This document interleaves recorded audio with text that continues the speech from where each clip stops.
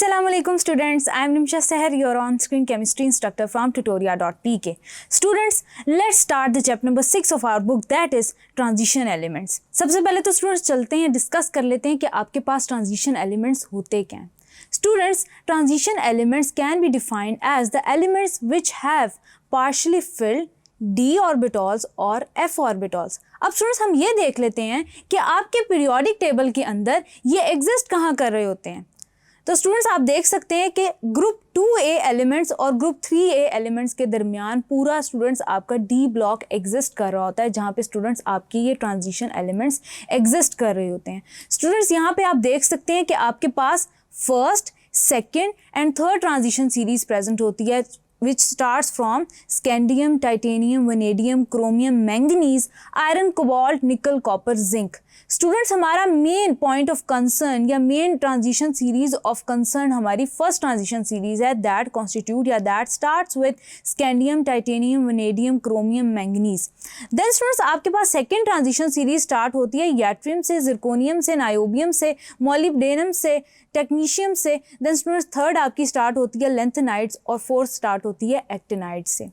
अब स्टूडेंट्स आपके पास transition elements में मैंने डिस्कस किया कि दो तरह के एलिमेंट्स होते हैं, एक वो जिनके अंदर आपका D orbital in the process of completion होता है, एक वो जिनके अंदर स्टूडेंट्स आपका F orbital in process of completion होता है. स्टूडेंट्स आपके पास डी ऑर्बिटल्स को या स्टूडेंट्स आपके पास डी ब्लॉक एलिमेंट्स को ट्रांजिशन एलिमेंट्स इसलिए कहा जाता है क्योंकि स्टूडेंट्स ये आपके पास एस ब्लॉक एलिमेंट्स और पी ब्लॉक एलिमेंट्स के दरमियान एग्जिस्ट कर रहे होते हैं. अब स्टूडेंट्स इनकी जो प्रॉपर्टीज होती हैं वो भी इन ट्रांजिशन होती हैं between that of S block elements and that of P block elements, जबकि स्टूडेंट्स आपके पास एफ ब्लॉक एलिमेंट्स के लिए अलग से आपने एक ब्लॉक असाइन किया जिसको आप F block of periodic table कहते हैं. लेकिन स्टूडेंट्स आपके पास होता ये कि ट्रांजिशन ग्रुप के अंदर या ट्रांजिशन एलिमेंट्स के अंदर ही वो एग्जिस्ट कर रहे होते हैं. जैसे कि स्टूडेंट्स आप देख सकते हैं कि एफ ब्लॉक एलिमेंट्स में आपके जो लेंथेनाइड्स होते हैं वो लेंथेनम से ल्यूटीशियम तक एक स्पेस ऑक्यूपाई करते हैं जिसको आप अलग से रिप्रेजेंट करते हैं on the lower half of the periodic table. Then students आप एक्टीनियम से रिप्रेजेंट करते हैं लॉरेंसिनियम तक अपने एलिमेंट्स को, डी ब्लॉक एलिमेंट्स को, यानी कि स्टूडेंट्स एक्टिनाइड्स को आप रिप्रेजेंट कर रहे होते हैं in other series at the bottom of the periodic table, यानी कि अलग से एफ ब्लॉक एलिमेंट्स में उसको रिप्रेजेंट कर रहे होते हैं.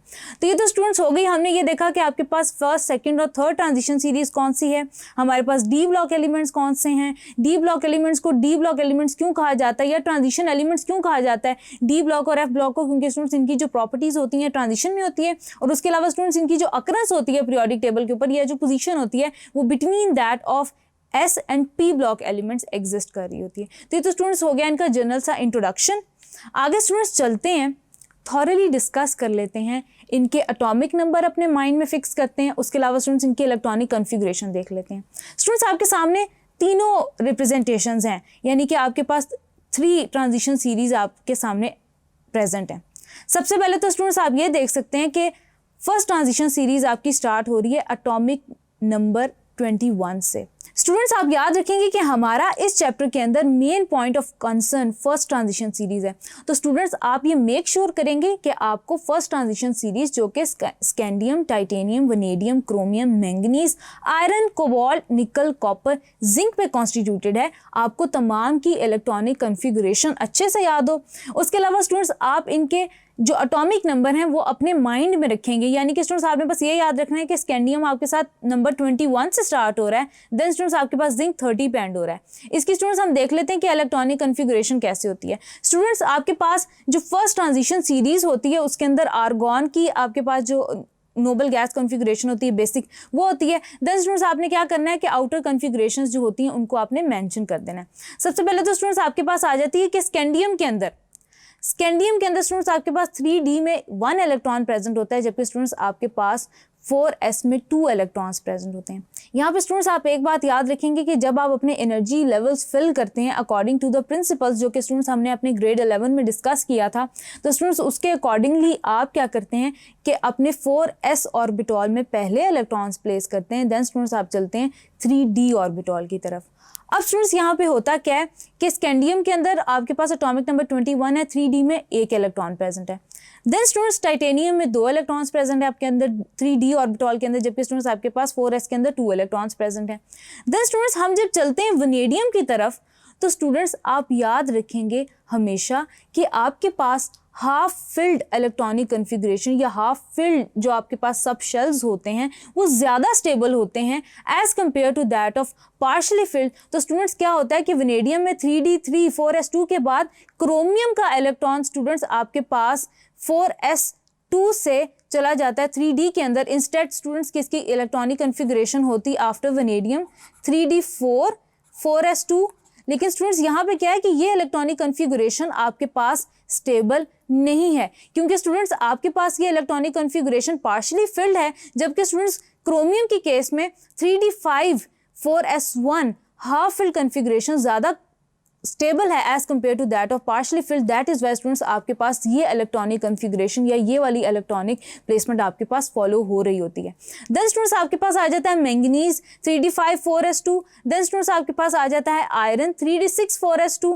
देन स्टूडेंट्स कोबाल्ट आ जाता है 3d7 4s2। देन स्टूडेंट्स आपके पास आ जाता है निकल 3d8 4s2। Then again students copper में 3d9 4s2 कन्फिग्रेशन भी तो हो सकती थी as compare to that of 3d10 4s1। तो स्टूडेंट्स यहाँ पे आप फिर एक बात याद रखेंगे कि आपके पास कंप्लीटली फिल्ड ऑर्बिटॉल ज़्यादा स्टेबल है as compare to that of completely and half filled ज़्यादा स्टेबल है as compare to that of partially filled orbitals. तो स्टूडेंट्स आपके पास क्या होता है कि इन सब शेल्स में 3d10 एक इलेक्ट्रॉन यहाँ पे आ जाता है स्टेबल कन्फिग्रेशन अटेन करने के लिए, यानी कि कन्वर्ट हो जाता है 3d10 4s1 में। आपके पास ये कन्फिग्रेशन ज़्यादा स्टेबल है as compare to that of 3d9 4s2। तो स्टूडेंट्स आपके पास ये कन्फिग्रेशन फॉलो हो रही होगी कॉपर के अंदर। देन स्टूडेंट्स आप जिंक देख रहे होंगे कि जिंक के अंदर 3d के अंदर 10 इलेक्ट्रॉन्स हैं 4s2 के अंदर, यानी कि ये कम्प्लीटली फिल्ड है आपके पास। यहाँ पे स्टूडेंट्स आप एक बात याद रख रहे होंगे, वो क्या, वो ये स्टूडेंट्स कि आपके पास zinc, cadmium, mercury, scandium, yttrium, lithium.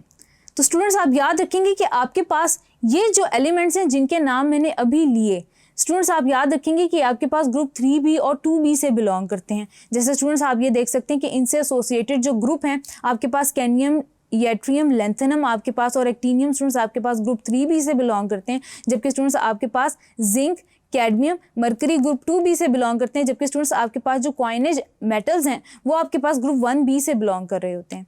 तो ये तो हो गया स्टूडेंट्स आपके पास 3b और ये आपके पास हो गया 2b। अब स्टूडेंट्स आपके पास जितने भी ट्रांजिशन एलिमेंट्स होते हैं स्टूडेंट्स उनको ट्रांजिशन इसलिए कहा जाता है कि या तो आप ये तो आपके पास स्टूडेंट्स वेरियस किस्म की प्रॉपर्टीज़ एग्जिबिट कर रहे होते हैं जो कि ऑन एवरेज होती हैं या एग्जिस्ट कर रही होती हैं in between, somewhere in between that of S and P block elements. उसके अलावा स्टूडेंट्स आप ये याद रख रहे होंगे कि ये आपके पास वेरिएबल ऑक्सीडेशन स्टेट्स एग्जिबिट कर रही होंगी। स्टूडेंट्स आपके पास 3d के अंदर इलेक्ट्रॉन्स एग्जिस्ट कर रहे होते हैं, दैट इज़ वाई आप इनको डी ब्लॉक एलिमेंट्स कहते हैं या ट्रांजिशन एलिमेंट्स कह रहे होते हैं।